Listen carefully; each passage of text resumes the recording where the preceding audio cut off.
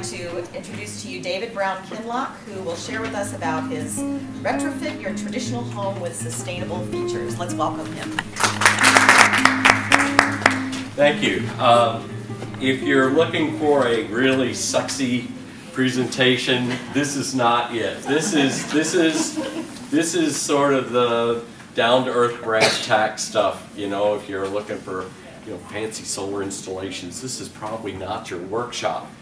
But this is your workshop if you're really interested in practical stuff you can do for your own home.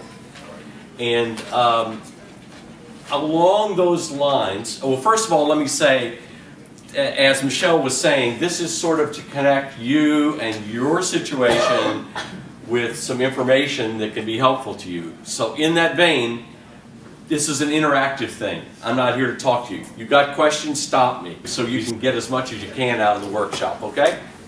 Now I'm starting out with a bathtub. Now this talk is not about bathtubs, but the reason I put a picture of a bathtub up there is because if you wanted to fill up that bathtub, you could turn on the water, right? But what do you have to do before you turn on the water? Plug it. You have to put the stopper in to keep it from coming, the water from going out, right? Well, your house is the same way, and we can get up here and talk about all the solar panels on your house and everything like that. If you've got a house that is leaking a lot of energy, it's going to take an incredible amount of solar panels to get you anywhere, okay? It makes sense to put the stopper in the bathtub first before you try to fill it up. This is getting you to the point where you can add solar to your house. But it doesn't really make sense until you do this first. And the good news is the stuff that we're talking about, the energy conservation stuff, costs a lot less. But it's so important. Now here's the interesting thing. That Amory Lovins, head of the Rocky Mountain Institute, who's been a leader in energy conservation and renewable energy for years and years and years, going back into the 1970s. He and his institute, the Rocky Mountain Institute, have gone and done estimates of the energy use in the United States. And here's what they found, is that 80% of the energy used in the United States today could be saved with technologies available today. I'm not talking about any breakthroughs, any new fancy stuff being invented. Technologies available today could save 80% of the energy that we use in the United States today. The problem is doing it, okay? Getting it done, implementing it. And one of the problems that we face is that for years and years and years, we've had the luxury of cheap energy. And with cheap energy, there's no financial motive to get out there and save energy. Yeah, it's just easier to write the check at the end of the month to the utility company. It's just that easy. But there are now reasons beyond that. Well, one is energy prices are going up. But beyond that, there are other reasons to do it. Okay, and the reasons mainly are climate change related. Okay, and here's something interesting. If you in your home, okay, we live in an area that's mostly coal-fired electric generation. Okay, so if you remember one statistic from this talk, remember this. Okay. To make 1 kilowatt hour. Anybody know how many kilowatt hours you use in an average month in your house? What do you use? Shaking your head, yes. About 800. About 800. Well, you use less. I'd say the average person in this area uses about 1,100 a month. Okay? And of course that varies from house to house. But say 11, let's just round it off to 1,000 kilowatt hours a month. Okay, it's 1 month. Okay? To generate 1 kilowatt hour out of that 1,000, 1 kilowatt hour, it takes a pound of coal. So we're talking about every month for your house alone. Think of you piling a pile of 1,000 pounds of coal on your living room floor. That's just for 1 month. So in a year's time, you've got, what, 12,000 pounds of coal. sitting on your living room floor. That's just for your house. Think of everybody else's house too. That's a lot of coal. But here's the other thing to remember about that. That 1 pound of coal produces 2 pounds of carbon dioxide when it's burned. Okay? So that means for your average house, every month you're putting a ton of carbon dioxide in the air. 1 ton of carbon dioxide in the air. That's just your house. Okay? And if you're like this woman back here, you're using less, which is good, you're putting in less. And if you do energy conservation things, you can get it down even smaller. But still, when you're doing it, think about it.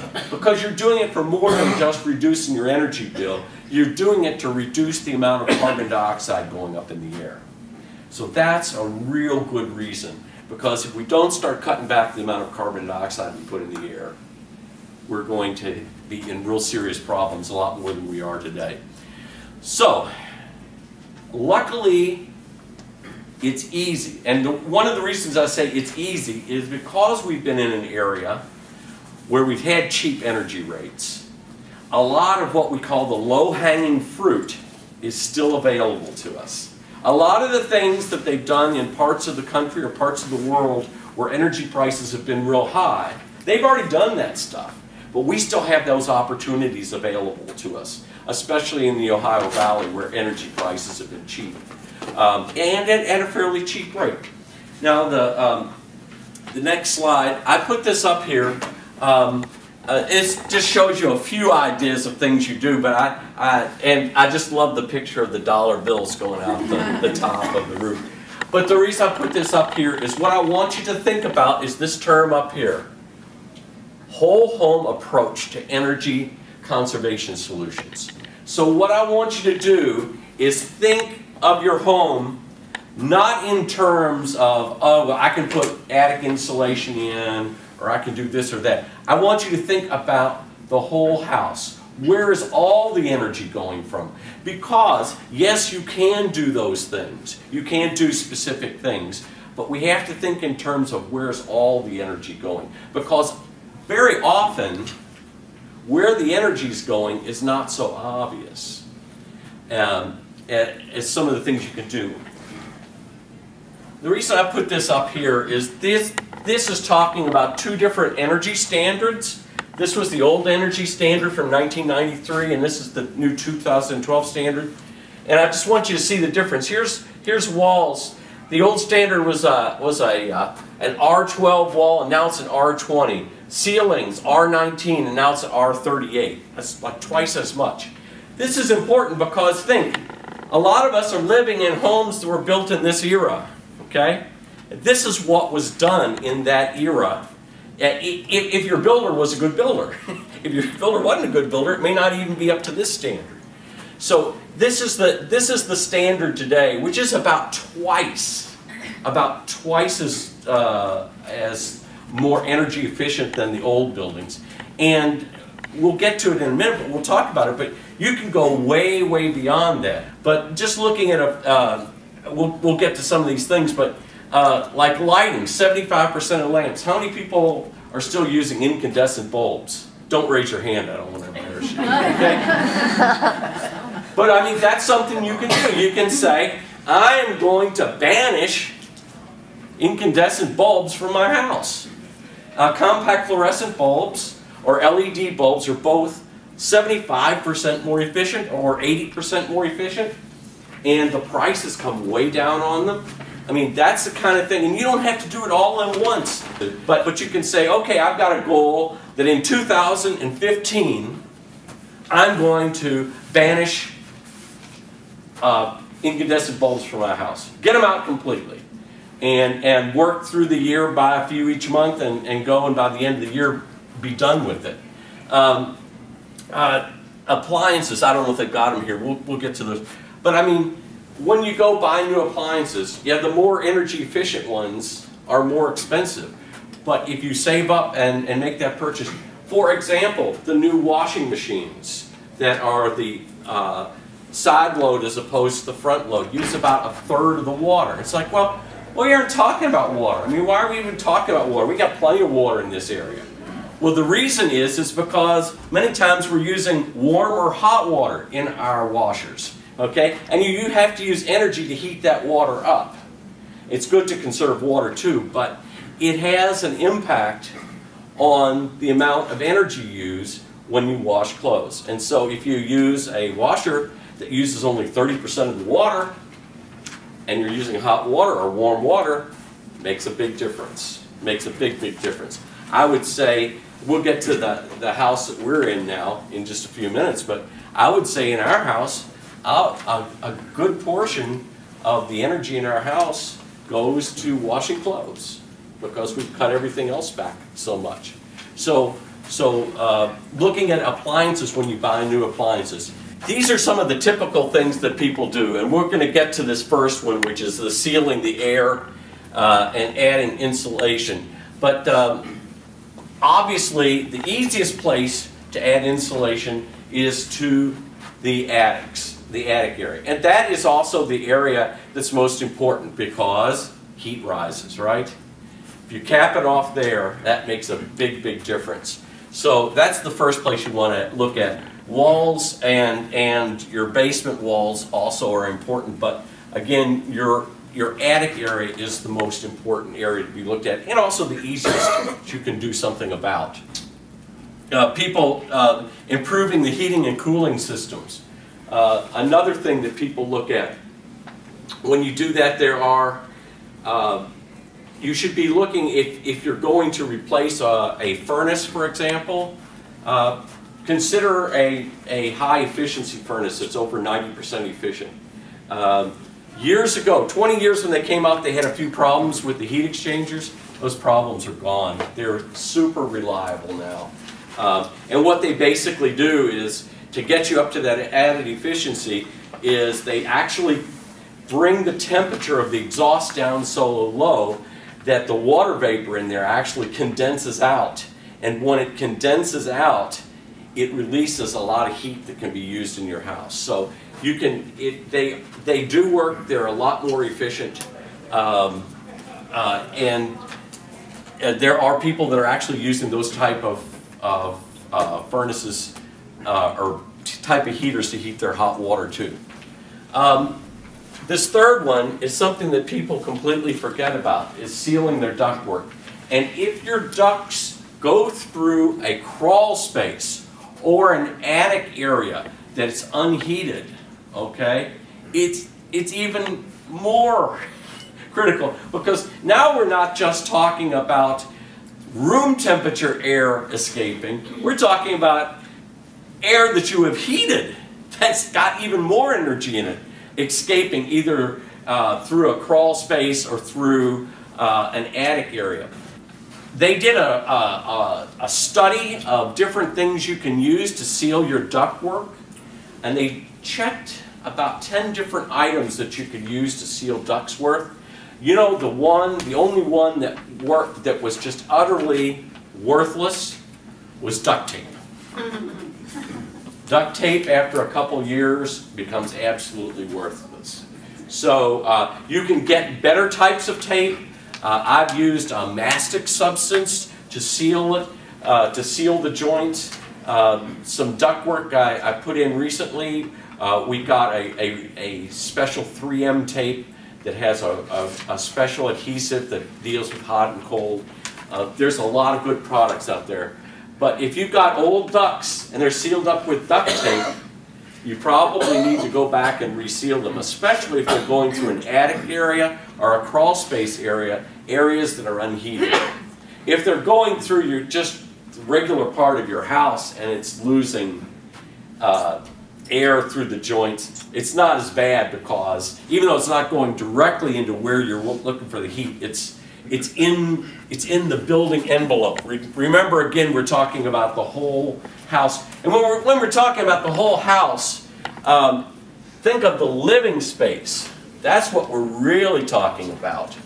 Okay, is keeping the heat in those areas. Okay, that is what we're really talking about. Okay, replacing windows. And I'm telling you, there's a lot of companies out there trying to sell you windows, right?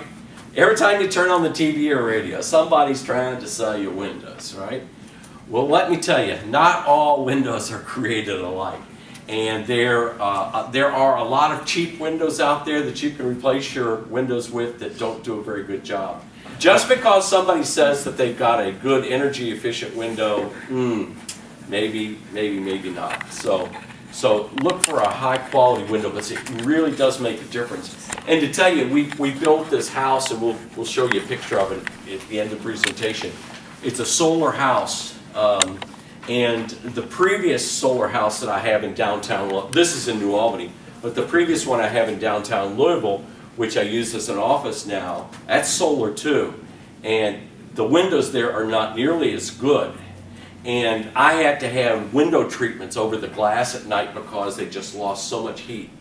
These new windows are so good that we've never gotten around to doing anything as far as window treatments at night because they've done such a good job of holding the heat in. It's really amazing. What one item other than your furnace uses the most energy? Hot water. The hot water heater. Exactly. The hot water heater. So again, you can get hot water heaters that are 78% efficient. You can get some that are 80% efficient. You can get them 90% efficient. It makes a big difference what you get, because when you add up all the energy that you're using over time, and you can wrap it. You can also use instantaneous water heaters that don't have a tank with them. It heats the water instantaneously, and I've gotten mixed reviews on that from different people who've used them. Some people really like them. Some people say that the ones they've had have a difficult time keeping up with them. What we did in our new house, we have one water heater which actually heats the house with radiant floors, and we're actually heating like 2.5 houses with it, because we have 2 families, 2 separate houses together, and a common room. Plus we're heating all the hot water for 4 teenagers and another child. And we got one appliance doing all that, and we have a 50-gallon water heater. Well, how do you use such a little water heater to do all of that? Okay? And the reason is we got one that, even though the tank is small and super well insulated, it's designed to produce a lot of energy when you call for it. So it's not a tankless unit, because there's always water heated there, but it's a small amount of water. So if you can get, it's not just the size of the tank that you're looking at, but it's what kind of recovery time. And of course, to go with that, make sure that in your showers, they don't even have a shower, oh, there's your shower. Make sure your showers and every place that you're using hot water is low flow, because that makes a big difference. You can, yeah, you have a question? Yeah, I just bought a really old house with a new water heater, but I'm not there all day long. Does it make sense just to flip the breaker when I'm all day long and just turn it back on? It makes sense, especially it's an electric water heater, to put a blanket on it.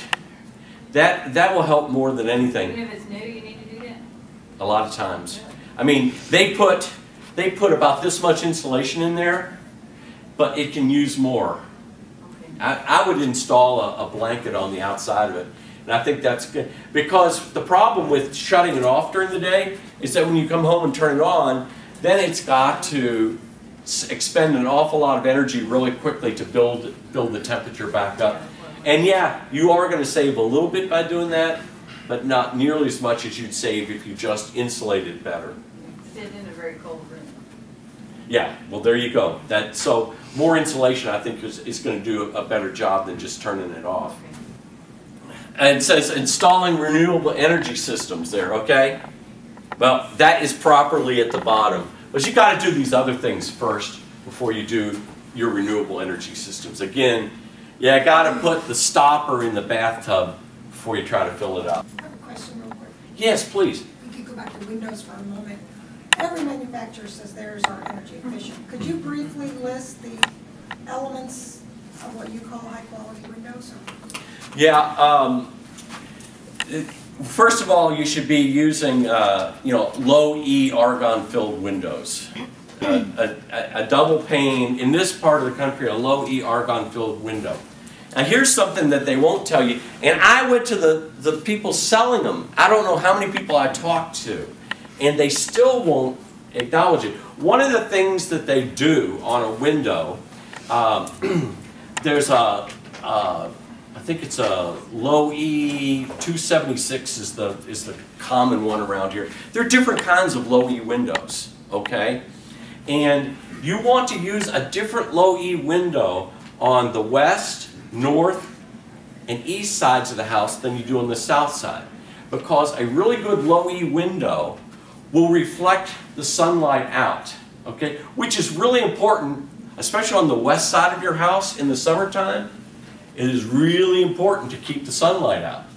But on the south side of your house, okay, in the wintertime, you want the sunlight in. So you can get a window called a low E 180 window. And all the major manufacturers have those now. And that window lets in twice as much sunlight, but still reflects the infrared back into the room just about as well. And so you want to use a different window on the south side than you do on the east and the north and the west. Okay? Another thing about windows that you want to look at, now the ones we bought actually were the only windows at the time that you could buy that were LEED certified. Okay? And the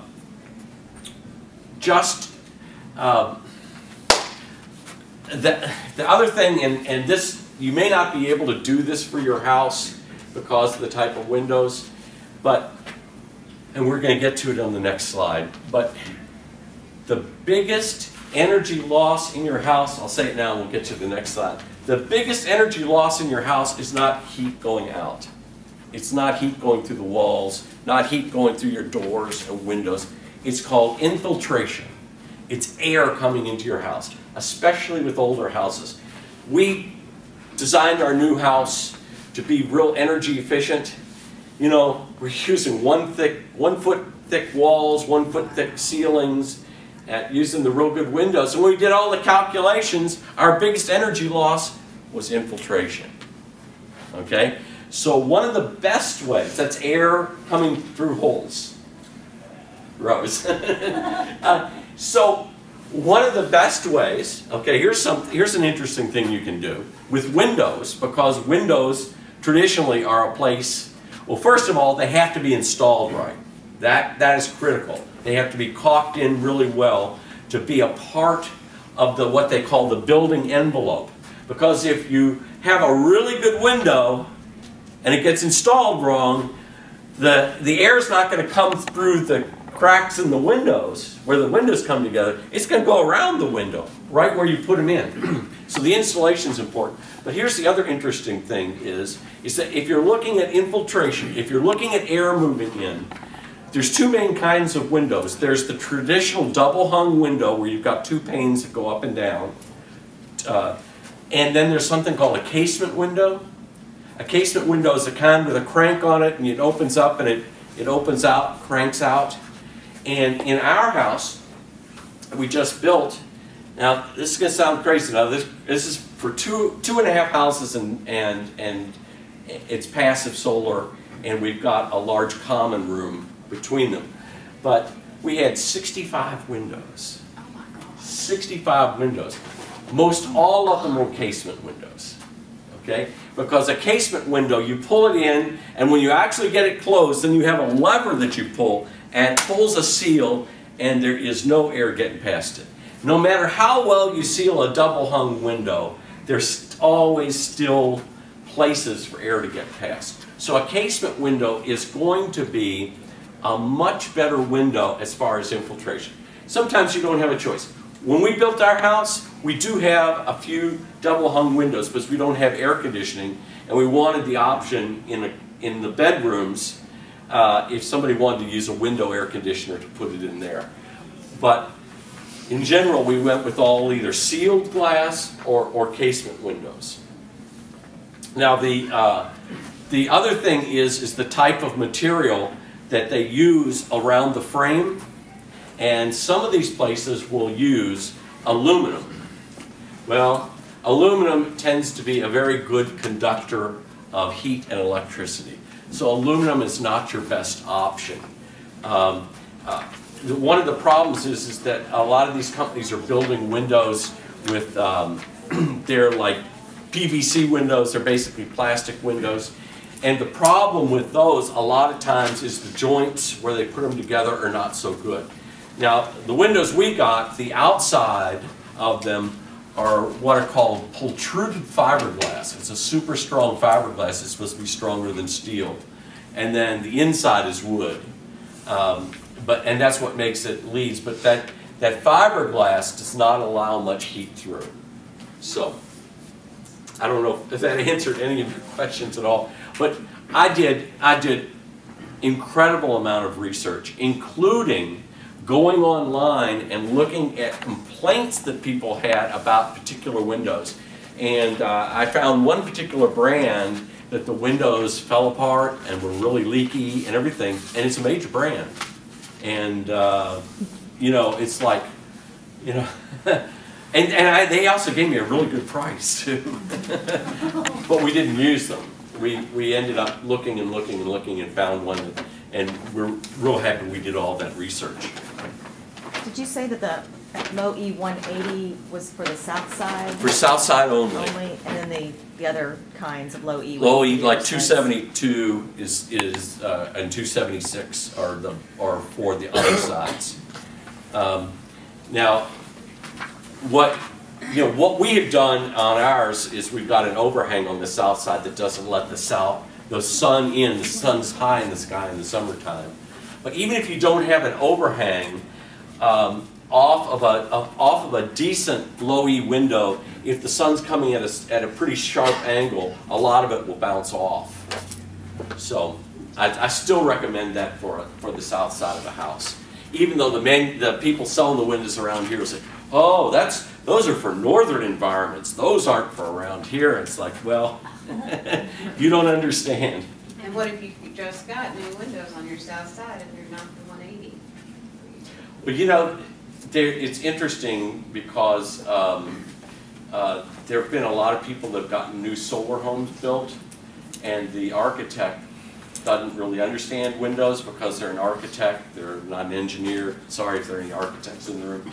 But, and they bought the best windows they could buy. The very best windows they could buy. And the people have been complaining, we just aren't getting that much solar heat. Well, yeah.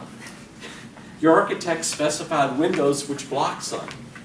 You know, so luckily there's an option out there. And Jamie, I'm not sure what to do if you've just got windows that new windows. Are they nice low E windows? Yes. Well, they're going to be warm in the winter. They're not going to have as much solar gain. They should help you stay warm. This is what I was talking about. That's energy leaks. And the leaks of the air from your house a lot of times are from places that you don't even think about. In between, I don't know if you see that arrow right there, in between the walls, if there isn't any blocking at the top of the walls when they build a wall in your house, and then you've got outlets like that, the hot air can go in the outlet, then go right up through the wall, right into the attic, and then out to the great outdoors, and you don't even recognize it. There are companies that will do what are called blower door tests, where they will actually pressurize and depressurize your house, and sometimes they'll even use smoke sticks to go around and look and see where air is moving out of your house and moving into your house. Again, this stuff is not real thrilling stuff, but, I mean, things that you are not thinking, plumbing vent stacks, dryer vents, outdoor faucets, any place that there is a penetration into the building envelope, that is a potential for air to get out. And again, it's not rushing out really quickly. It's leaking out 24 hours a day, 7 days a week. It's just slowly moving out, and you don't even see it, you don't even notice it, but especially in older homes, really older homes, half of your energy use may go to just air moving in and out of your house. Okay? Now there are some pretty dramatic things you can do. One thing that you can do is you can insulate the walls, and sometimes that's difficult to do. If you've got an opportunity to get in an area where you can get the spray foam in, you know, that seals things up really good, and that's a real good solution sometimes when you're building a new home. There are ways that you can go and dense pack these walls. In other words, they come and they drill small holes and they inject and they will dense pack cellulose into the wall. And see, not only is that insulating your wall, but that is a barrier to keep air from moving inside the wall and finding little holes to get out.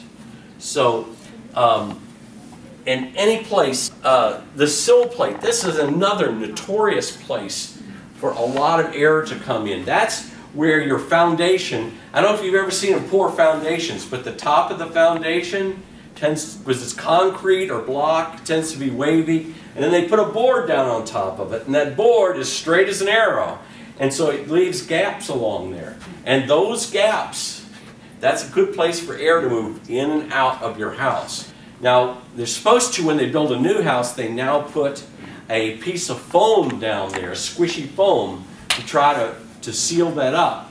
But on a lot of older homes, that wasn't built that way. And the only thing you can do is now go back and try to seal along there. So, and again, any place that you're making a penetration in from the room up above, and some people have their heating equipment up in the attic, have ducts working through the attic.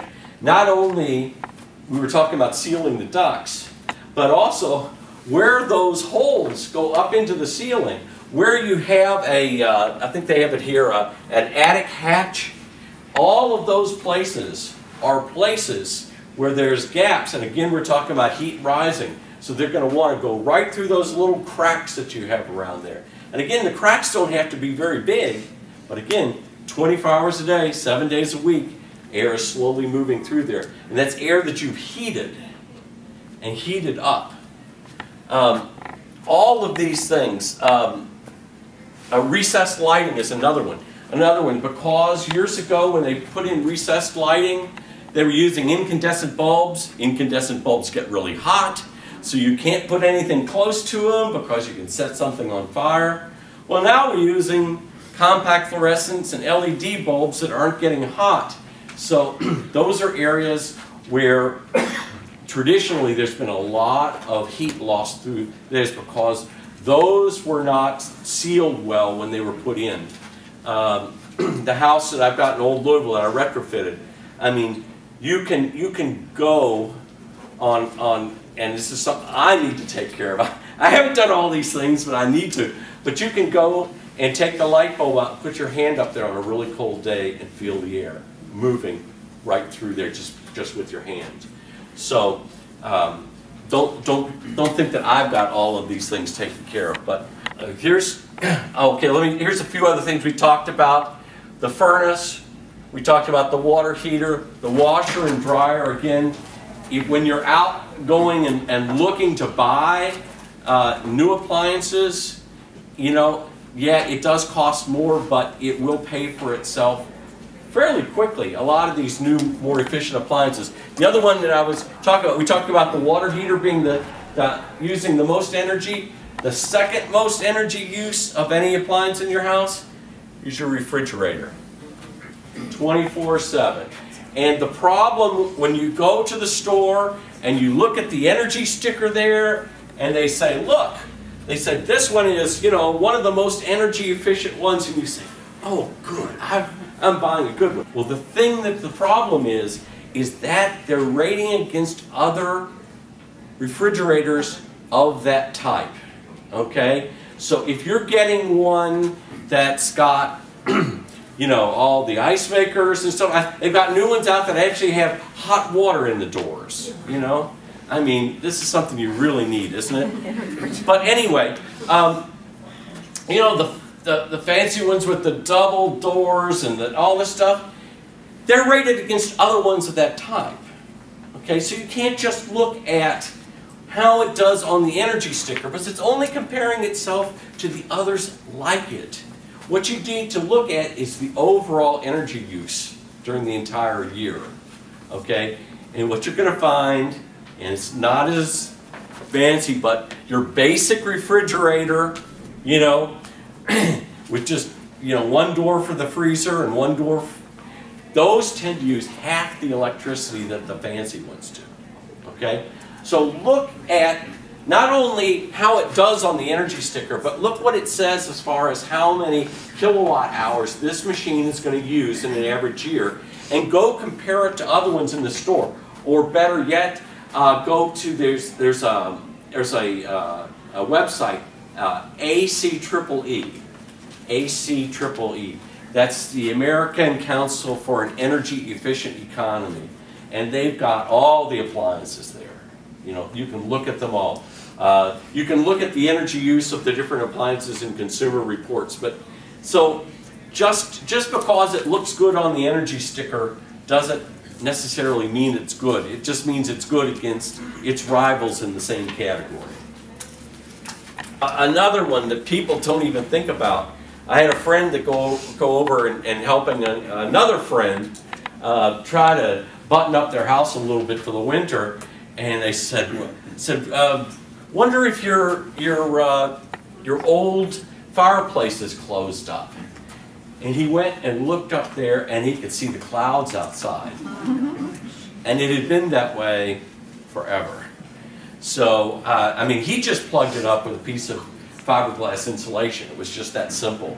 Because my friend Chris never used his fireplace, ever.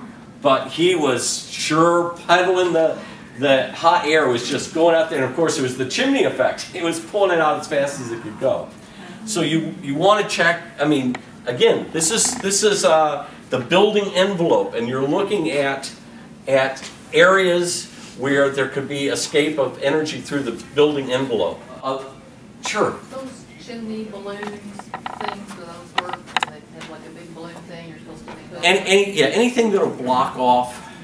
Okay. You're just blocking air movement. You can do things simply. Yeah, any of that stuff. But and some people think, and this does help. I mean, some of these have flue dampers, you know. And of course, open the flue damper before you use it, because I've had people that try to build a fire and they haven't opened the flue damper. But again, the flue dampers, they have cracks where the two plates come together that seal it off. So yes, that blocks off 90% of the air. But you can go up there and not use it by putting a piece of fiberglass or a balloon, you know, that's designed for it, and block off that other 10%. Again, that's a big use. Here's another thing that people don't think about is trees. Okay, trees block the wind. Trees, especially like on the west side of the house. I keep emphasizing the west side of the house because that's where the summer sun in the west is the hottest point of the day and really, really will heat up your house. Trees on the west side of your house are really important. If you're going to put trees on the south side of your house, you want deciduous trees because you want the leaves to fall off and the sun to come past them in the wintertime. But trees also not only block the sun, but they are a real good windbreak. Again, because the cold wind blowing in the winter, if you can break that, then it's not as bad as far as infiltration on your house. Because believe it or not, that is pressure, and if the wind blows, there's more pressure trying to push cold air into your house. So that's even though that's not part of the building envelope, that's something you can do that will really cut down the amount of wind. Now, if you do all these things, and we tried to do all these things, this is the house that we built in New Albany, and unlike the last session on tiny houses, this is not a tiny house. But it's not what you think. There are two families in this house, okay? This side of the house right here is for my family. It's about 1,800 square feet.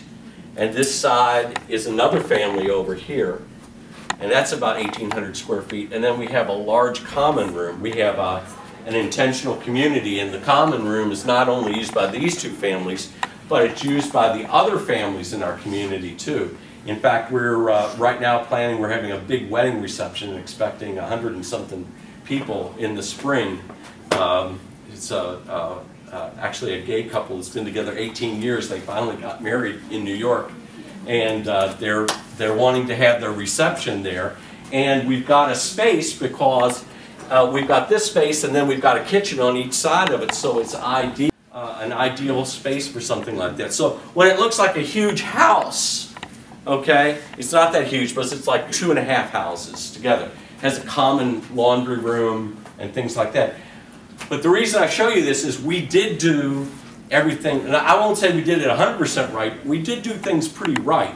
We have 1 foot thick walls and 1 foot thick ceilings, and when you add that all up, and it's all this solar glass, and when you add that all up, you know, there's a lot of times during the winter that we have no heating use at all. It's all done by the sun. And what we have is, for backup heat, I was mentioning, we have radiant floors where we have pipes through the floors, and it just runs off our hot water heater. So, and my wife last night added it up, and she added up all our utilities, our water, our electricity, our propane, our internet, added all that stuff together and divided it by, and this includes 4 teenage girls, okay?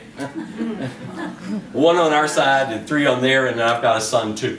But you add that all up and divided it out by the number of people living there, and it comes out to $1 per person per day for everything. So it really does work. The only complaint I got last year, this is my daughter's room up here, and we put, actually it's not that, it's these 3 windows. And she was the only one that complained last year about her room being too hot when it was 20 degrees outside. So she'd go and close the doors so Daddy couldn't see, and open up the windows in her room when it was 20 degrees outside to let some of that solar heat out. And yes, I did design it wrong. I did put too many windows in her room, but that's okay. But other than that, it's worked real well. And the other thing that when you have such a tight building like this, with that good insulation and good windows, good doors. Doors are important too. But when you have all that and you add it all together, you know, the sun goes down and it's 20 degrees outside, 15 degrees, and you don't feel cool at all. It just retains the heat. And one of the things I did with this house, which was a big experiment, people said, you can't put all that solar glass in and not have a lot of thermal mass. I said, the thermal mass is all the drywall, and we've got a lot of logs inside. You can sort of see them back here. And all of that stuff inside is holding heat, and it really does take us through the night to the next morning. The south face? That's the south face, yeah. And this is all passive solar.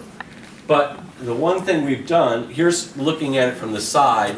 If you see this, what we've got here is we have these surfaces here, which are just overhangs for the windows. But we have this surface set at the proper angle for year-round solar gain, and these are tipped up for proper winter gain.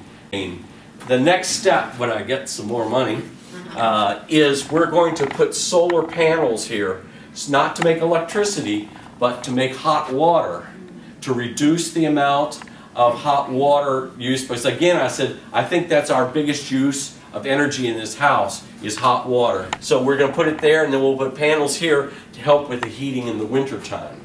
So we'll be making hot water there also. I've already got all the plumbing run to it. I'm just waiting for the money to get into the wallet so we can afford the solar panels to put on there.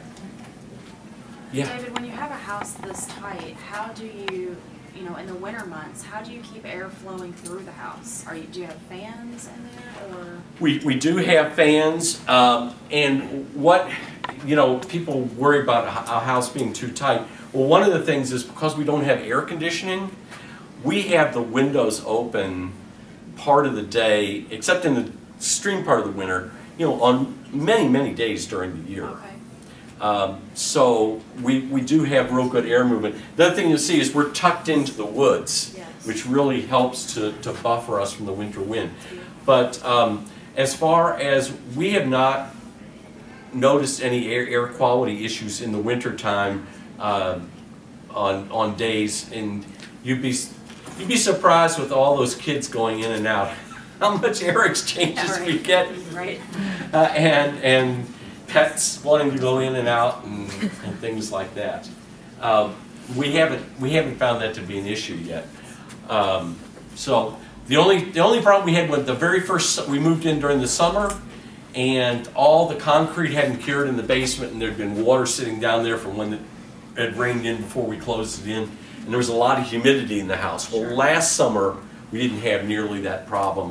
We're keeping our fingers crossed for the future that we don't have too much humidity problems. I don't know where I am time-wise. Are we? That's about it? Yeah. Okay. Thank you very much. Okay. Thank you.